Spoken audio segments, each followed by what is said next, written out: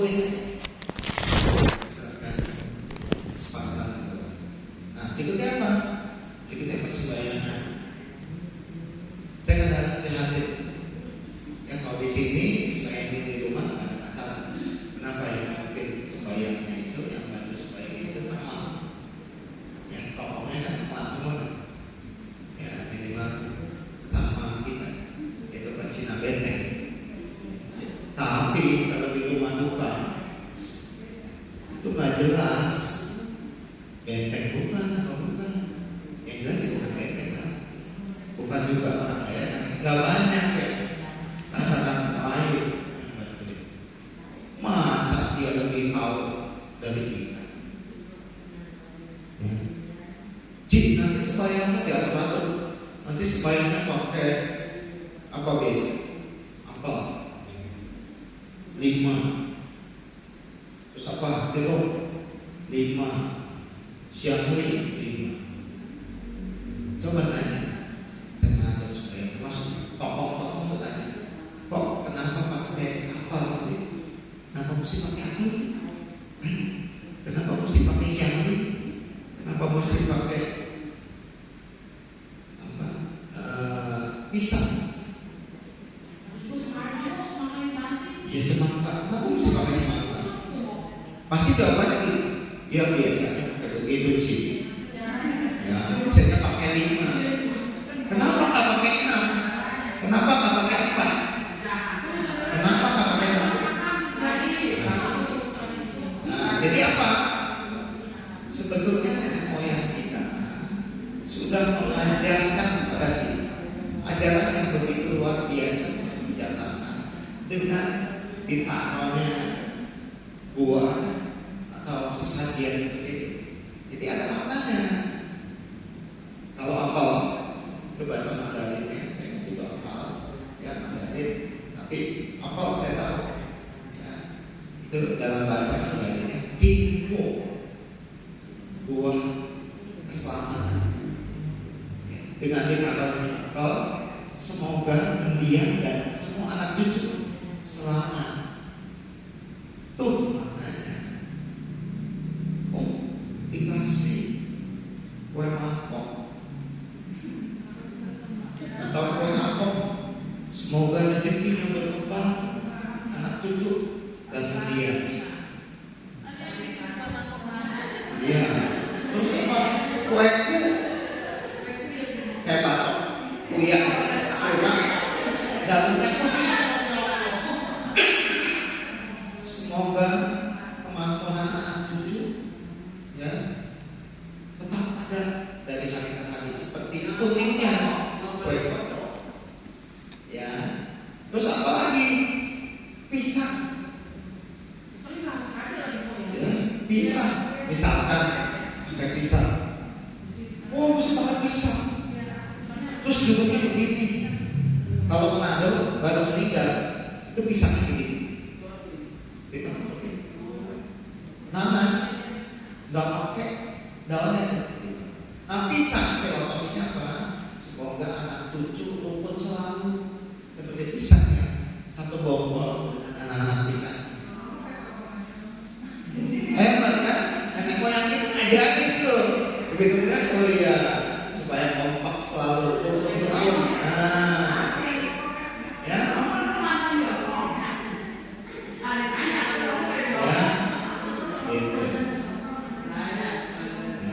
Nah, terus apa lagi? Misalkan nanas.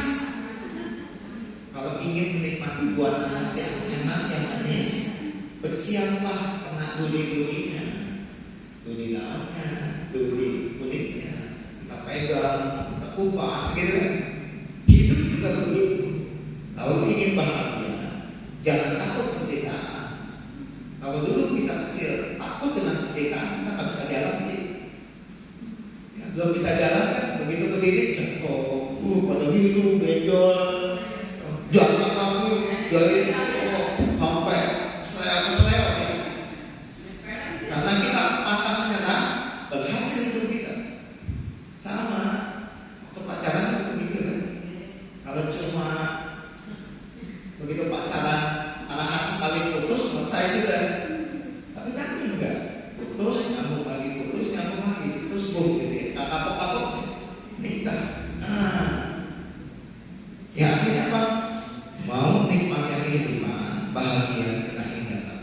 bersiaplah dengan hal yang tidak menyenangkan. Tuh, nenek moyang kita ngajarin itu. Nah, jadi kalau nanti ada upacara atau ada sembahyang, kita ngerti. Nah, terus dalam tradisi tidak ini sebetulnya, nih Pandita Kedama Romo Soeyanto dulu pernah saya tanya, itu gimana sih? Apa yang mesti ditanyain? Di kitab sucinya, kalau nggak salah itu beliau bilang, Konghucu bilang, kalau mau Konghucu kan ada orang, kalau mau sebaik orang tua kita, ya sudah sediain aja yang dia suka. Kalau dia sukanya es krim, boleh ditaruhin. Yang sukanya rokok gitu kan, ditaruhin rokok kan? Yang sukanya kopi, ditaruhin juga kopi. Teh manis, ya. Kalau sukanya pizza, boleh kan? Boleh.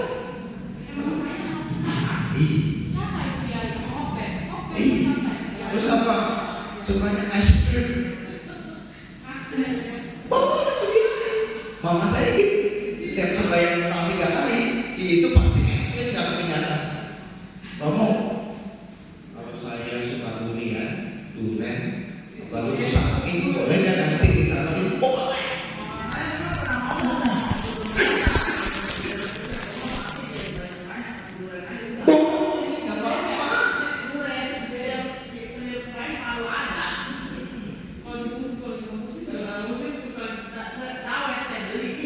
Kenapa? Karena disuruhnya itu taruhin yang disuka sama dia, ya. Nah, terus saya nggak tahu kalau di Tegalalur ini nasinya dipiringin, dimangkokin lah atau dipiringin atau nggak cucek lah atau apa gitu ya. Mau manggilnya 12 nama disiapin gitu ya. Nah, tapi kalau dibilang anak Bogor, Pak Atom ke sana. Terus saya pernah lihat kalau sembahyang stop 3 kali, ya nggak pusing. Mereka taruh piring kosong setumpuk, terus sama nasinya sebakul, sudah nyimpen sendiri. Tuh kan. Jadi kalau kita melihat begini aja banyak beda-bedanya tradisi kita. Nah, jadi syaratnya apa? Pakai tradisi yang biasa kita pakai. Ya, kalau om saya 98 tahun, sebelum meninggal saya tanya, Kong, nanti sembahyangnya pakai lilin merah apa pakai lilin putih? Ionya iyo hijau apa iyo merah? Udah jangan ikutin tradisi yang beda, pakai cara benteng kita. Gua walaupun 98 tua, karena nanti gua meninggal baru belum 3 tahun, ya pakai hijau.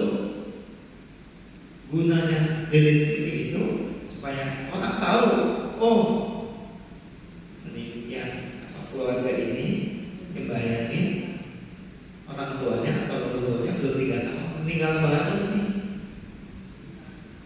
Kalau mereka nggak tahuan, tapi balik lagi teman-teman kita, saudara kita di Medan itu, kalau 80 koki pakai merah, ya nggak apa-apa juga kita di sini, ya. Tapi pengalaman saya jadi manusia, lama-lama 80 tahun sudah belajar 70 pasarannya satu ketika itu. Udah 70 nggak apa-apa pakai merah. Lama-lama yang 70 udah jarang juga dia di rumah sakit, di rumah juga. 60 pasarannya, 60 boleh merah juga. Tahu gak sekarang apa terjadi? 50 lebih aja udah dipakai lilinnya. Akhirnya apa? Terserah buat keluarga persetujuannya mau pakai apa gitu.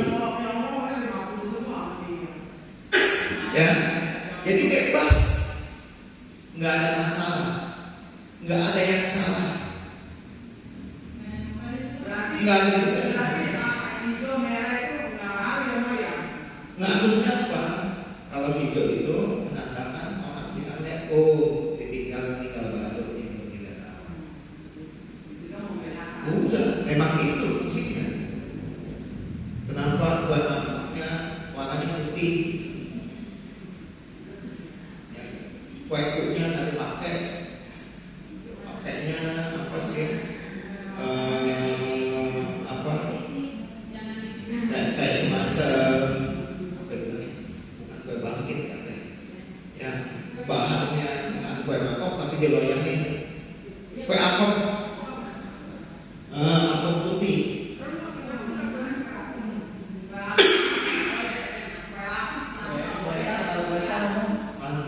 Itu mah bisa orang supaya penderitaannya nggak berlapis-lapis, supaya lukanya nggak panjang-panjang, jadi nggak makan mie nggak masak. Pernah nggak ngalamin dulu kalau bapak pulang waktu rumah kalau saya meninggal, aduh punya baju terbalik. Kalau ke warung aja, begini, siapa yang meninggal? Seminggu nggak panas, lecek banget pokoknya begitu lagi. Nggak boleh pakai sepatu atau sendal, aduh. Tapi bagusnya juga. Kenapa? Para tamu ketika datang ke rumah kita tahu mana keluarga, mana cucu, mana pengantar, betul? Kalau kita sekarang ke rumah lupa, kita nggak bisa bedain mana anak, mana menantu, mana cucu, mana yang nggak lupa, cuma yang antar, yang datang tetamu doang, kita nggak bisa bedain. Kalau kita nggak melihat fotonya, kita juga nggak tahu itu perempuan atau laki. Terus juga kita nggak tahu tuh anak apa yang meninggal punya cucu, punya buyut, atau nggak punya anak, atau nggak nikah, kita nggak tahu. Itu nih. Nah, tradisi itu yang pakai kayak laki-laki. Sekarang nggak pusing, tinggal kalau ke rumah duka atau ke tempat santi, sudah dia yang sediain barang-barangnya, wahatnya gitu ya, misalkan cuci aja dulu, nggak pasti sudah dipakai, ya.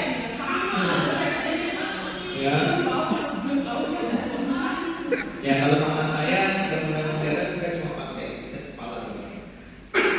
Ya, jadi bapak ibu sekalian. Terus kalau misalkan ada anak yang agamanya beda sama kita atau sama anak-anak yang lain, boleh nggak dia sembahyang kita? Apa dia mesti ikut agama yang Buddha, sembahyang Buddha, baru dia boleh? Atau kalau dia fanatik gampang, selesai kita sembahyang, suruh dia sembahyang menurut agamanya, boleh. Atau gini, sama-sama Buddha, yang satu Theravada seringnya, yang satu Mahayana, gimana ya? Ya udah putusin aja. Menu utama persembahyangan awal manggala, pacarannya apa? Theravada atau Mahayana? Kalau Theravada, ya sudah. Upacara utamanya itu masuk peti, tutup peti, sama kremasi atau kedukaan, pemakaman. Itu menu utama. Ya. Tapi setelah upacara Theravada, boleh diselingin sama Mahayana, karena sudah selesai. Oh jam 7 mau mulai Theravada, ya sudah yang Mahayana jam 5, jam 4 mulai. Supaya jam 6, jam 7 selesai, jam 5 selesai. Iya, ya. Jadi jangan cuma karena perbedaan keyakinan. Oh anaknya Kristen, nggak boleh sembahyang, nggak boleh. Menurut cara Kristen berdoa sesuai dengan agama Kristen. Kalau pendetanya mau datang, ya boleh hadirkan. Ya, kalau anak menantu kita ada yang kata-kata bukan Buddhis, bukan. Ya, saya pernah alami satu keluarga, bapak emaknya sih anak-anaknya semua Katolik. Sampai keponakannya ada yang jadi pastor dari Filipina itu ke Jakarta. Dan kebetulan itu tetangga saya tahu kecilnya. Namanya Pastor Andreas, namanya Andreas. Itu pun saya berdoa. Jadi selesai kita baca pagi tadi sudah berdoa. Anak-anaknya juga sejak Katolik. Dan mereka juga punya hak berdoa. Ya,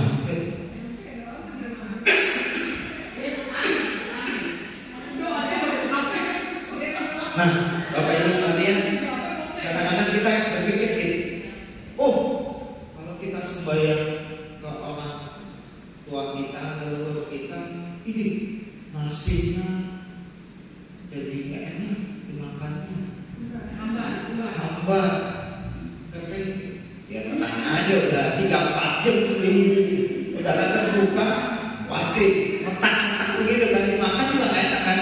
Tapi kalau dijadiin nasi goreng itu enak aja, ya. Ini ngomong gak enak, ini aquanya nih kalau diminum enak. Oh iya jelas, aqua ada rasanya. Ya. Enggak, itu masih besti, ya.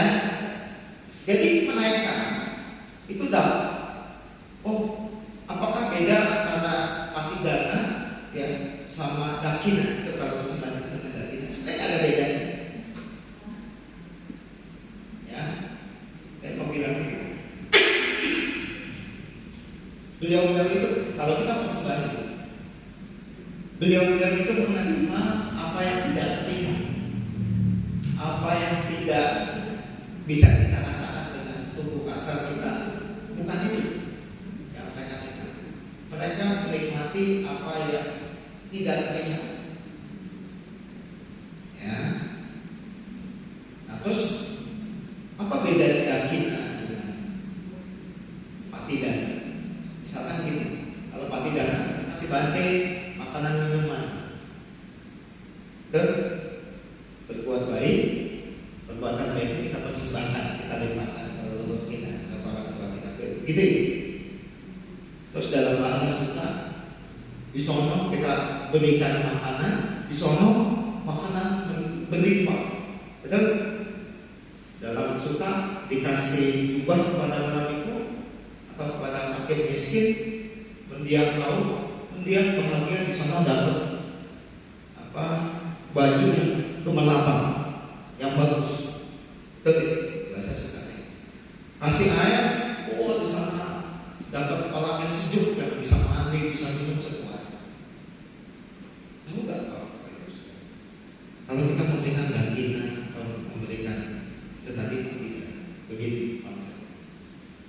Ketika keluarga memberikan sesuatu kepada orang lain sebagai sebuah bentuk kebaikan yang nanti kita persembahkan atas nama dia, beliau tahu gak? Terus apa? Beliau turut bahagia, betul? Betul? Turut bahagia. Kalau kita memberi makanan kepada para biku, beliau juga bahagia karena yang diberikan makanan, maka beliau di sana itu merasakan kebahagiaan karena tahu melihat itu makanan dan jasa kebajikan yang dilakukan untuk beliau muncul kebahagiaan yang berkaitan dengan makanan.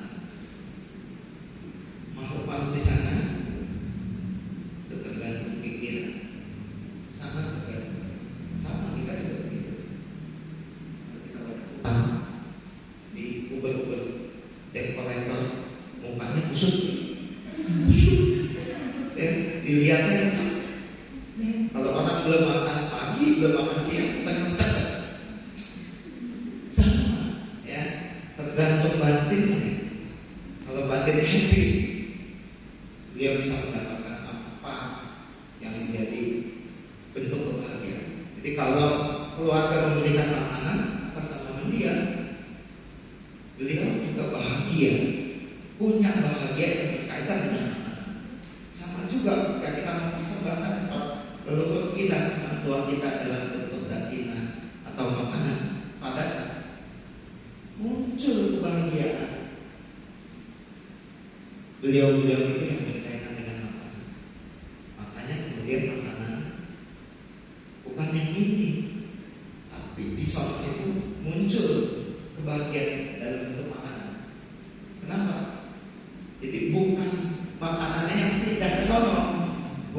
makanan yang dikirim ke sono. Bukan. Paham ya? Jadi kan muncul rasa bahagia karena sudah dikirim makanan. Oh, aduh bahagia ya. Sudah diberikan makanan. Tuh, begitu muncul diberikan makanan. Bisa. Begitu dikasih baju, maksudnya air misalnya, atau lupa atau lilin, ya, terang dan terang, mereka merasa bahagia, turut bahagia karena ada terang buat mereka, muncul terang. Sama wanginya itu begitu. Begitu kita berikan wangian rupa wangi dan beliau tahu itu wangi, muncul bahagia yang berkaitan dengan wangi. Jadi tidak karena diserahkan vokalis band, ya, terus akan-akan vokalis band itu dikirim ke sana, enggak gitu.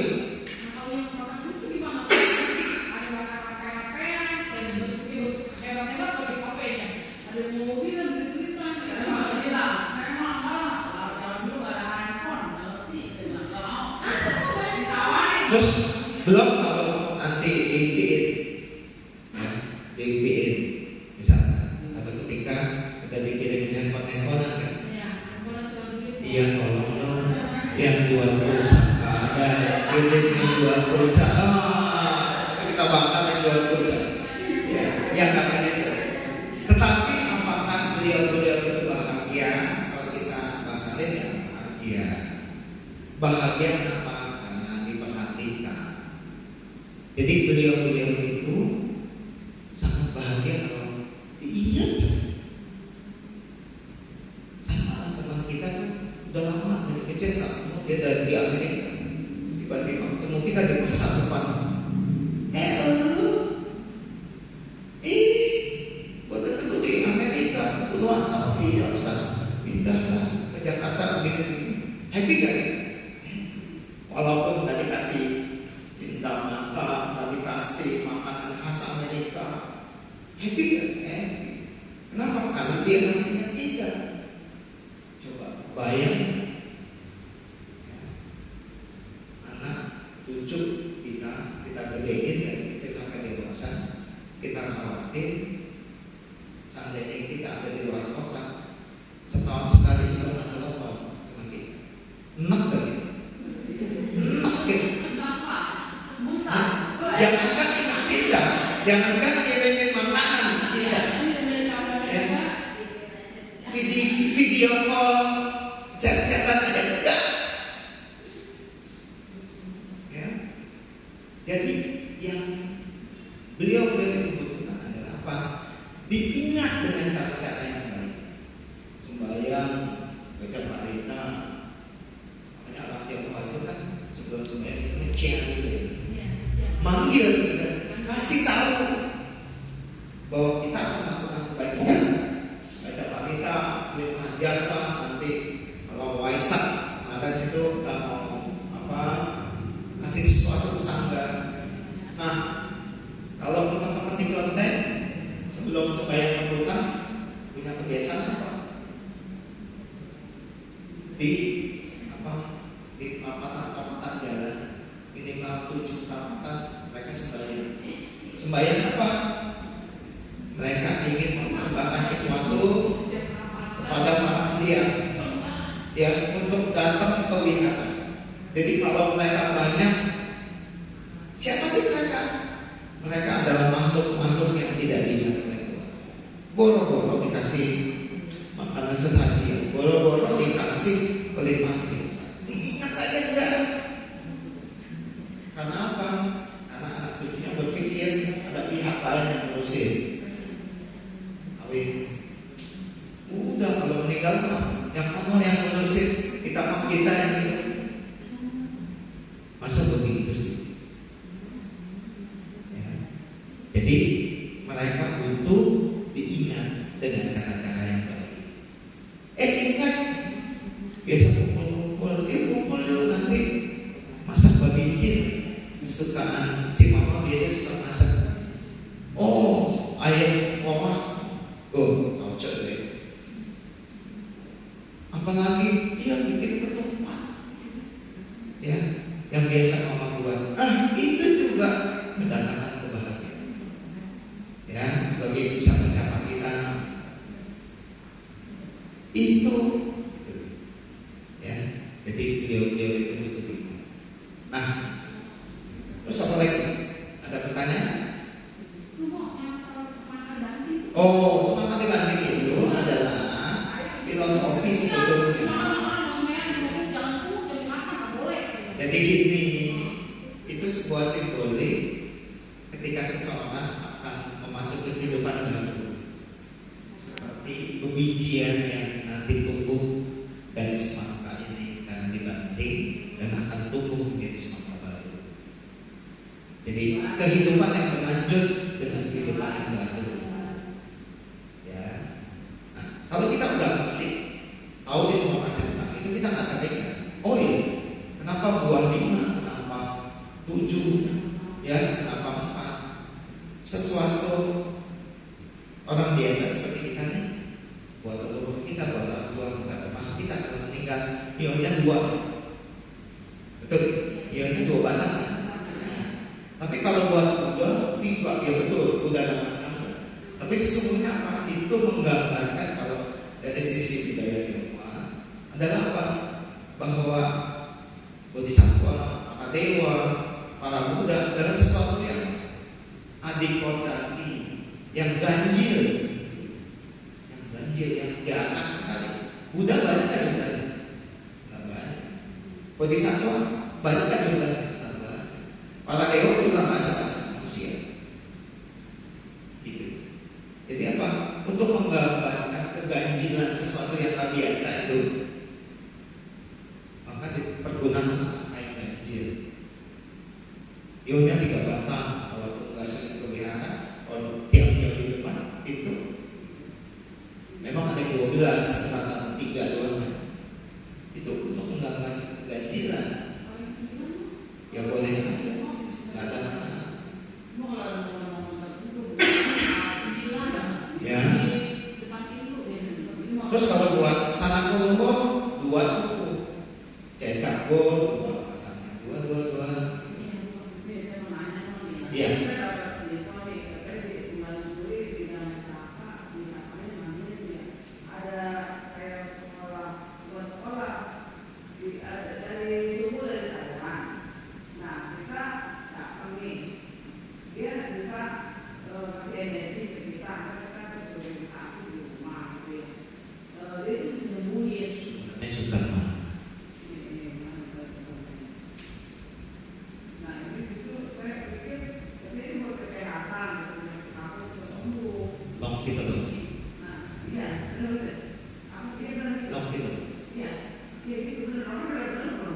Belum. Saya tahu. Jangan tanya. Begini ya. Bisa nggak sih sebetulnya? Bisa. Bisa. Ya, karena kekuatan batin jangan. Sebetulnya gitu. Didoain nggak didoain? Sebenarnya kita punya 7 cakra, 7 pusat energi. Makanya kita hidup 7. Kalau pengertian bukan udah dapat ya, pengertian cakranya apa saja? Cakra mahkota. Makanya kita bisa pikir. Kalau orang yang pikirannya jelek, itu cakra mahkotanya pasti orang yang kuat apa segala macam. Pasti hitam, nggak cemerlang. Entah warnanya apa, tapi nggak cemerlang. Terus kemudian kapasitasnya, nah itu juga mempengaruhi kecerdasan. Terus apa lagi? Cakra 3. Cakra 3, saya lupa istilahnya. Ini kalau orang yang bagus komunikasinya, dia tenang. Jadi semakin tenang energi cakranya, semakin komunikasinya bagus. Lemah lembut cakranya, enak tidur.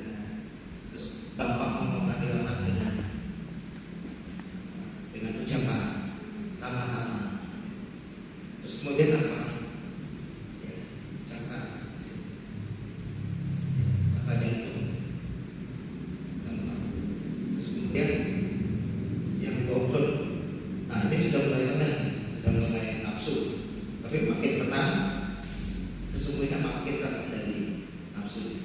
Terus kemudian cakra kelamin, terus cakra tunggir juga. Ya, nah itu 7 cakra ya. Ketika kita meditasi saja, itu 7 cakra maya sudah dibersihkan. Gak usah ditiang sama orang yang itu sudah bersih, sudah jauh lebih bersih ketika kita meditasi. Kecuali meditasi yang mana nih? Meditasinya makanya meditasi sama dengan seorang mohon Allah. Jadi kalau usah pakai ini ya suruh Ya boleh saja, boleh saja. cuma terarah itu yang paling mungkin. Jadi terarah atau gimana? Dia bisa sembuhin yang apa itu sembuh. Ya tapi balik lagi, Tapi kalau menurut saya balik lagi sebetulnya semua berpengaruh sama karma kita. ya sama aja ya. Gitu. Jadi ketika kita melakukan hal-hal baik, sesungguhnya tekanan energi kebaikan itu mempengaruhi kita. Apalagi tubuh kita terdiri dari air. Air dalam tubuh kita mengandung garam, dan itu sangat beresonansi dengan energi kebaikan. Jadi kalau kita baca pandita, meditasi, berdana, itu sangat baik buat.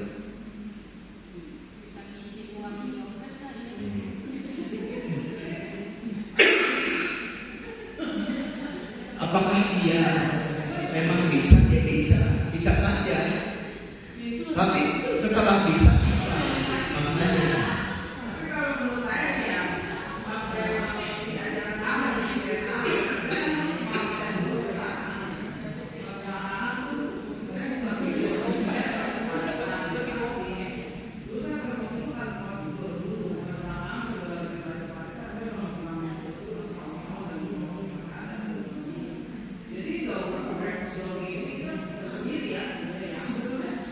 Sebetulnya kita bisa autosugesti atau mengobati diri sendiri bisa.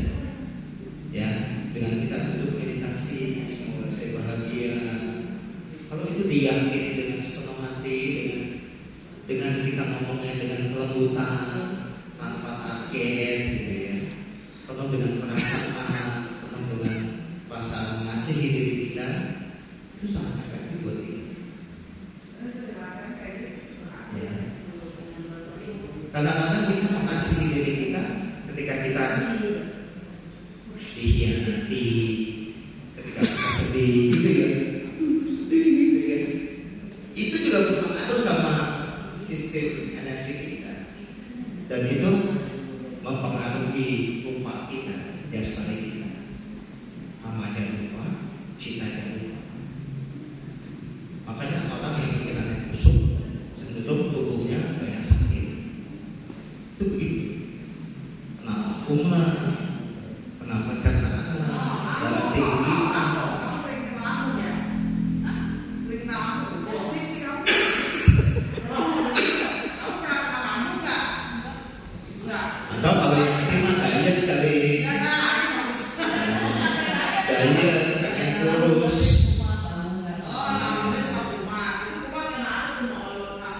Ya mungkin satu, bukan. Yanti masih kebingungan. Jenny itu cintanya sangat berlebihan. Jadi tanpa bisa menahan cintanya suaminya, jadi kewalahan dia. Jadi sulit menanggapi, gitu ya. Nah, karena sudah waktunya kita dipisahkan pertemuan kita. Nah, jadi Bapak Ibu sekalian, Jadi saya nggak usah ikut ini ya? boleh aja. Iya, tapi kalau kita merasa nggak perlu atau kita bisa, iya. Jadi boleh.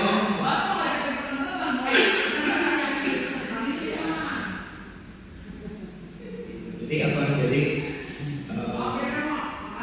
ya, ini udah kode, udah masuk. Ya, saya udah tahu. Ya, terus kesaktiannya teman-teman kalau udah ngomong begitu, saya udah tahu. Ya, terima kasih. Ya, terima kasih atas waktunya. Terima kasih atas penerimaannya. Semoga kebajikan kita mendatang. kebahagiaan buat kita. Kiranya berkah Waisak yang telah kita rayakan bahagia kita yang berlimpah untuk kita dan keluarga, dan kita kiranya bisa merasakan kebahagiaan Waisak di masa mendatang, dan kita bisa menerima berkah Waisak tersebut buat kita semua. Sampai sampai Bapak kita kan semoga semua berbahagia. Satu. Ya, saya